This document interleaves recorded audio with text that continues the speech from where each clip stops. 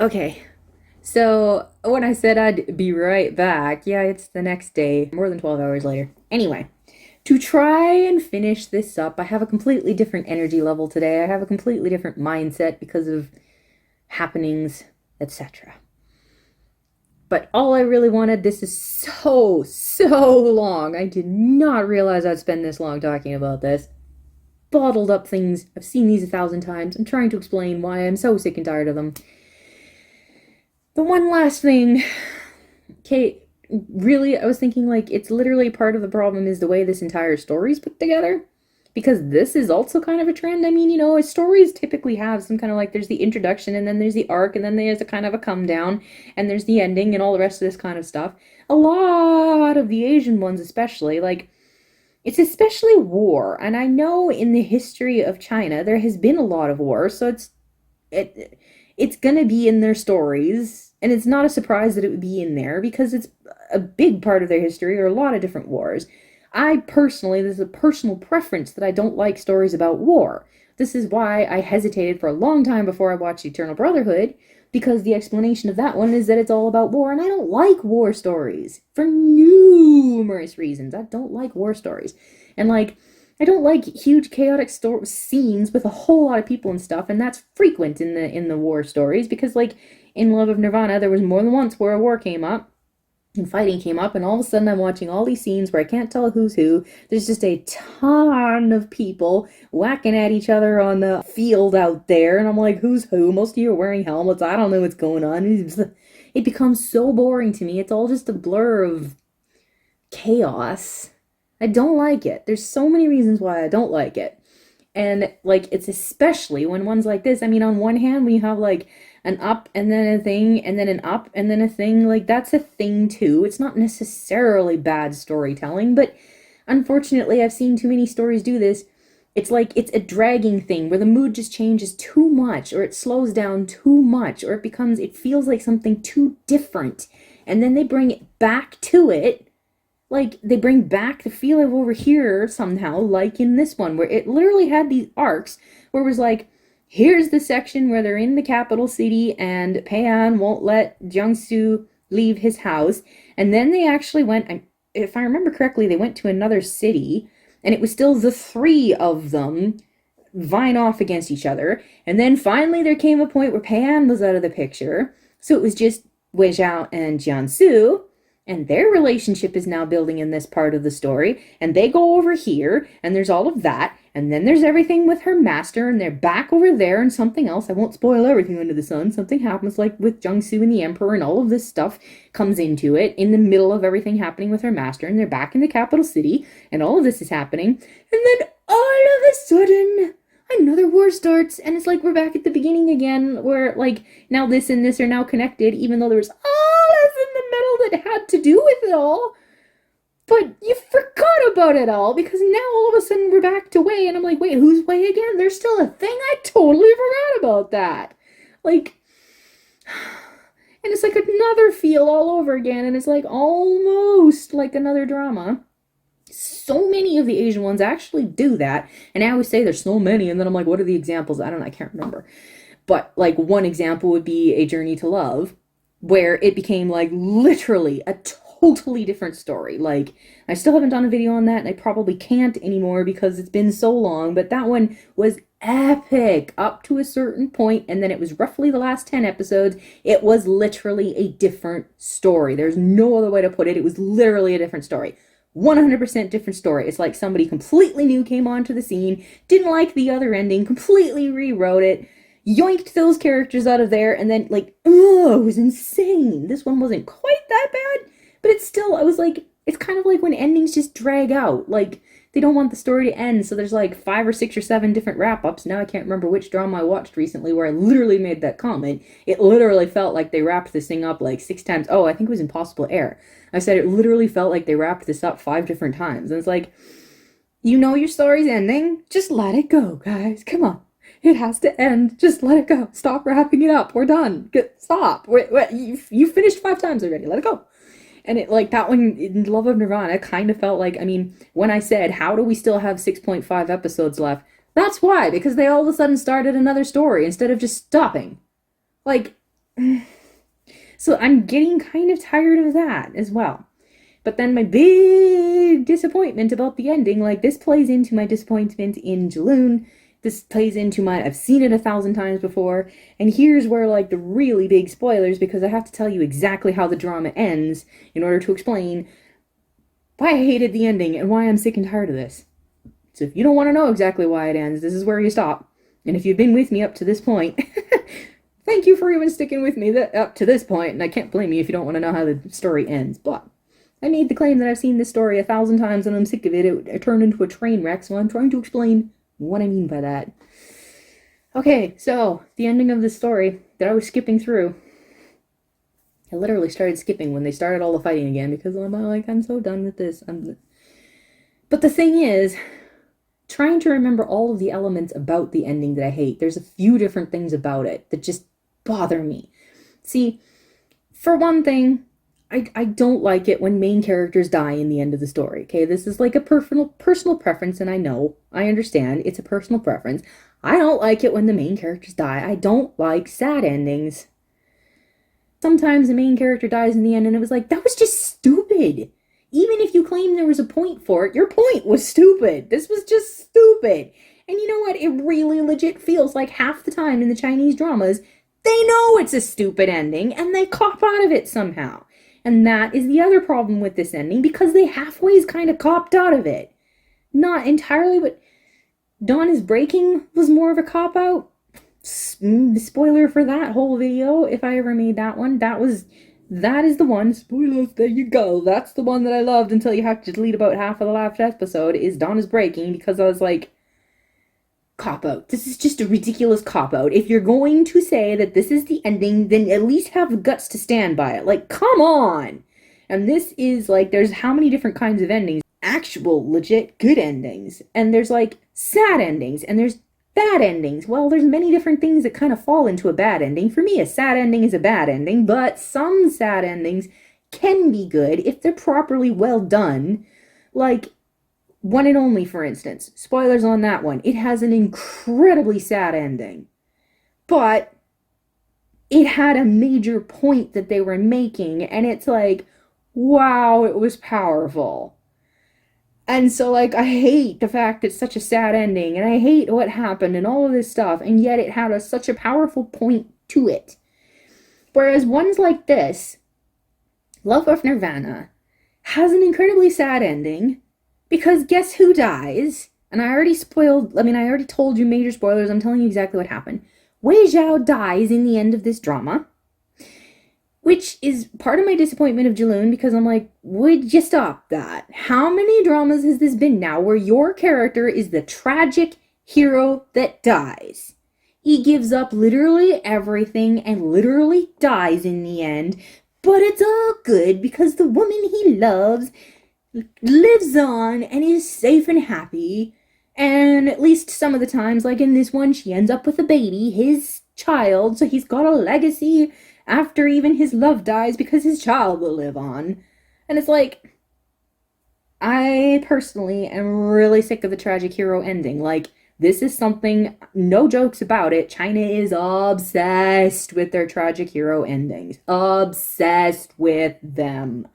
And then half the time, like I say, they halfways cop out of it. The last scene is like she comes home and she sees him in the yard. And some people take that as maybe he actually managed to get out of the building and he survived. But you know what? That is just a cop-out to say that. Y'all know that's not true. I was skipping, but I still saw enough of it to confirm there is no way he got out of that building.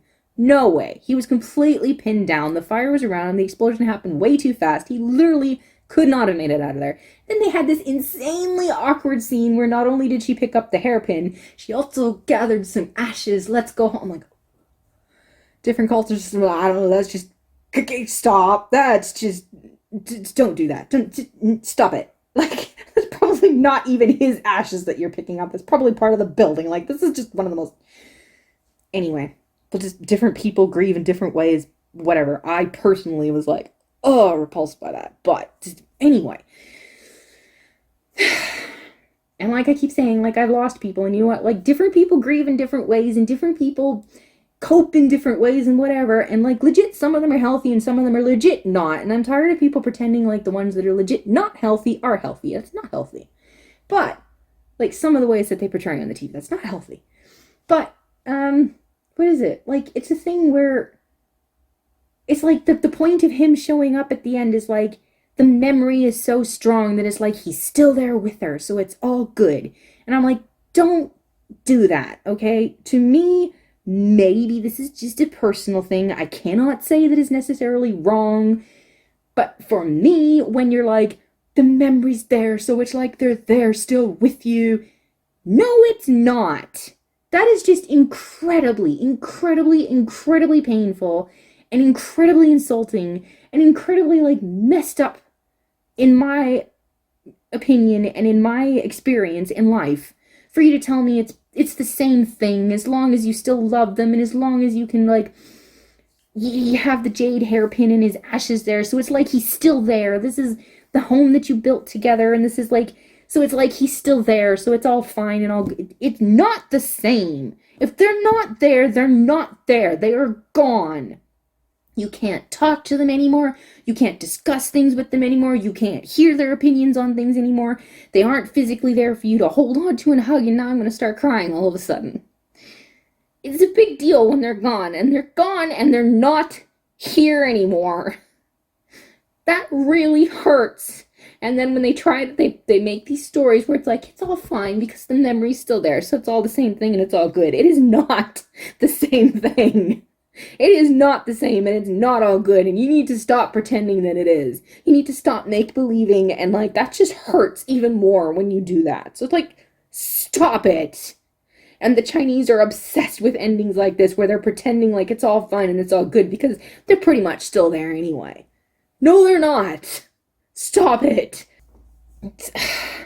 So, like, I can't stand endings like that.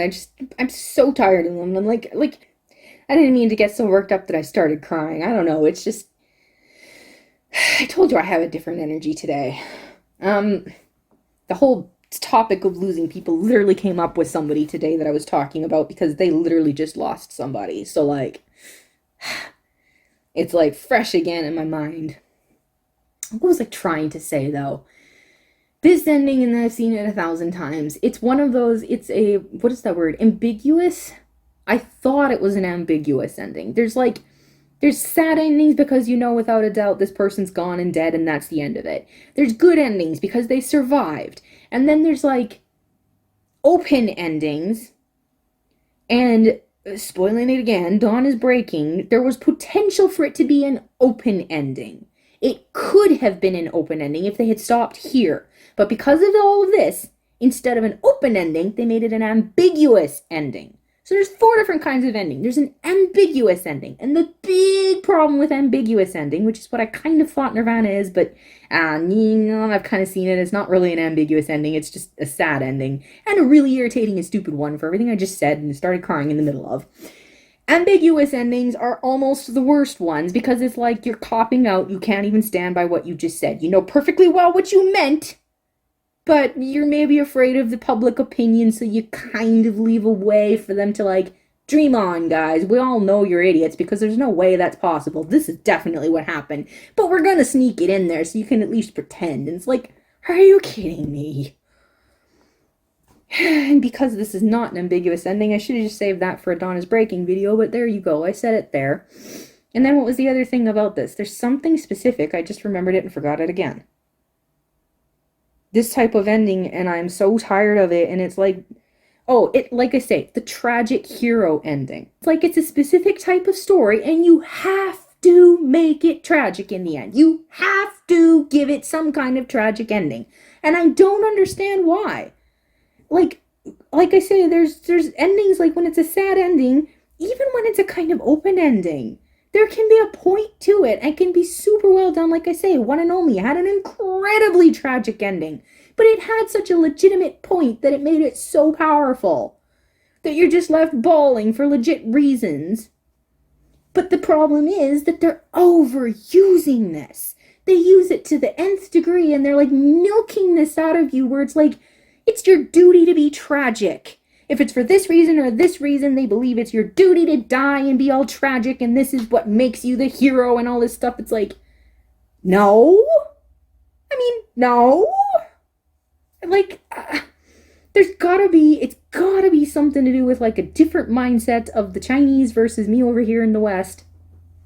There's gotta be something there, but it's like, I feel, it's almost because of how often and how frequent it is in the types of stories, like, you can see it a mile away, you know there's gonna be, like, because it's so rare for them to have a legit good ending in this kinds of stories. It's so rare that it's like you see it a mile away, and I should have seen it coming because it is this type of story. Maybe I don't always realize that's the type of story it is. Like in Love of Nirvana. Okay, you know what? One of the dumb things is I don't even remember what Nirvana means right now. Maybe I should have seen this coming a mile away just because it's called Love of Nirvana. Am I that stupid? I should have seen it coming. What is Nirvana? I don't remember. So maybe it's my fault because the word Nirvana means whatever it means, and I forgot to look it up again to find out. But that occurred to me last night when I was thinking about it. But anyway.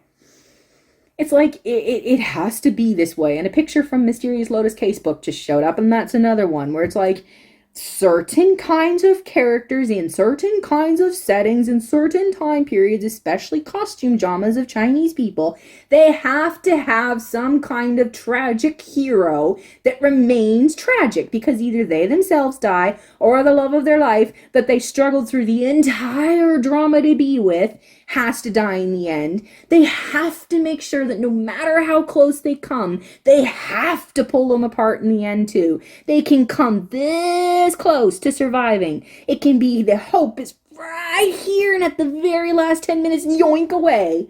They have to do it. It's like a thing. It's like a rule. A golden set rule that has to happen. And I am so tired of it.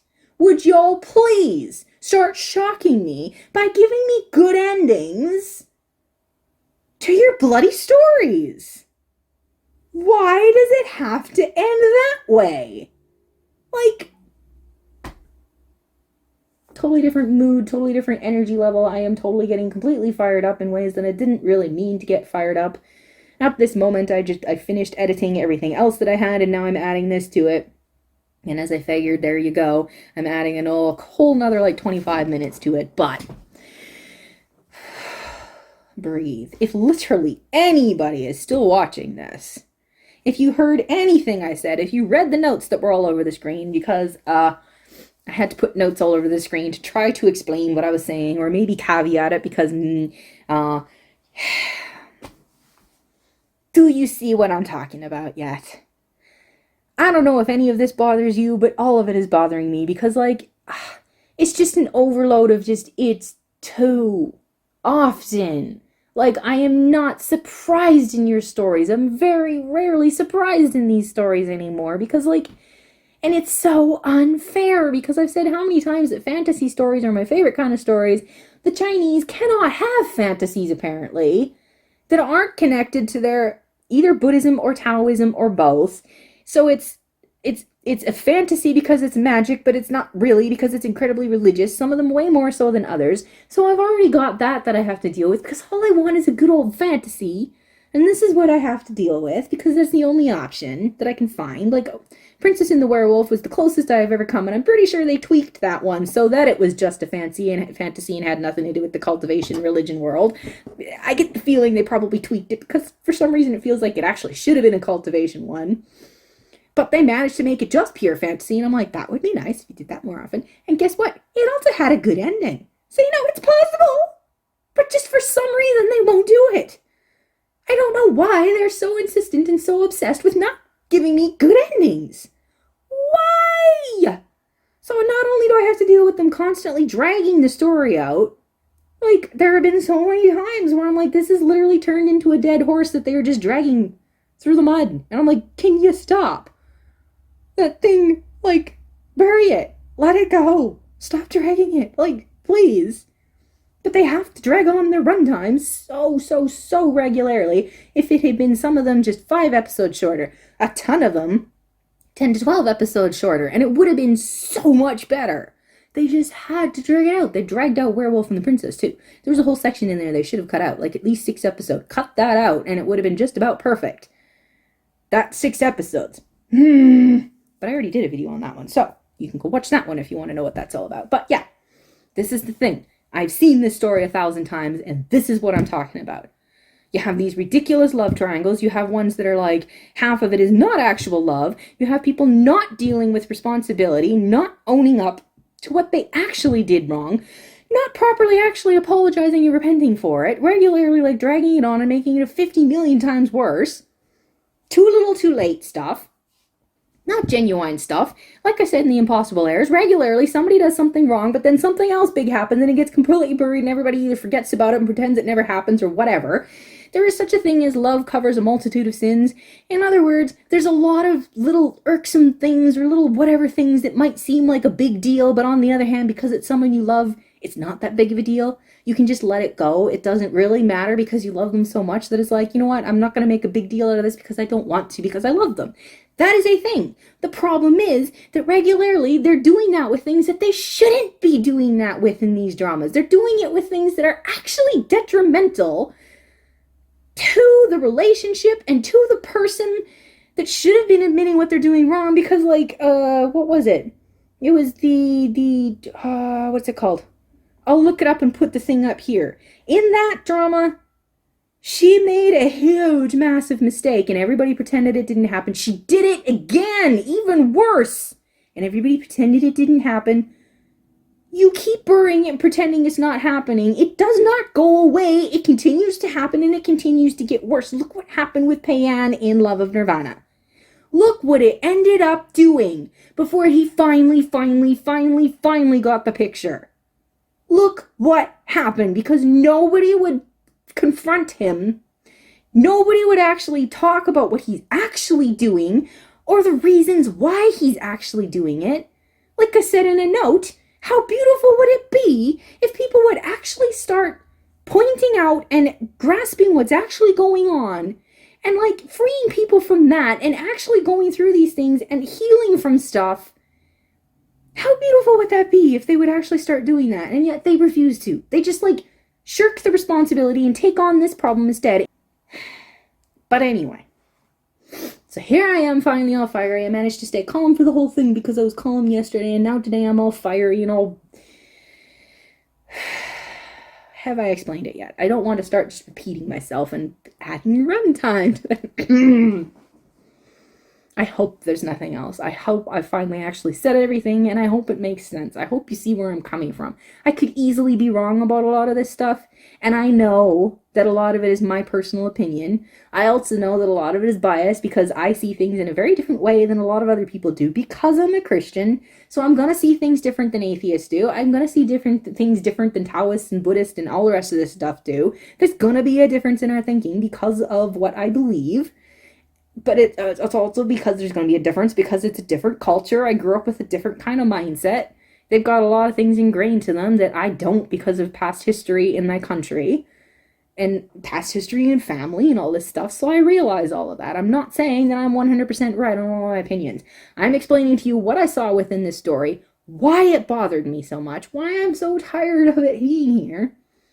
I love stories. I just want a good story. I want you to surprise me in good ways. I want you to leave an impact on me because it was so well done. Not because I'm like, here we go again with another story that was so good until right here and it fell apart and got destroyed. And that's such a disappointment. So, I am starting to repeat myself again. And there you go. Please feel free to leave comments. Just please... try to do it politely and in a way that, like, you know, I can't handle illogical things. So, I mean, feel free to leave a comment, but please explain yourself if you disagree with me, because it's perfectly fine if you disagree with me. I'd like to know why you disagree. Like, if you're able to explain what you mean, I would appreciate that. Maybe you can explain something so that it'll make sense to me so that I can be a little less bothered by it. Like, so maybe you can help me out and correct me a little, like, you know.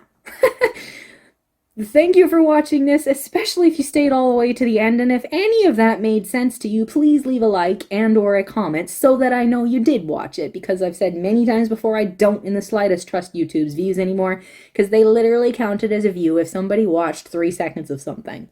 Like, believe me, if you hover over it and it starts playing on you, about 3 seconds.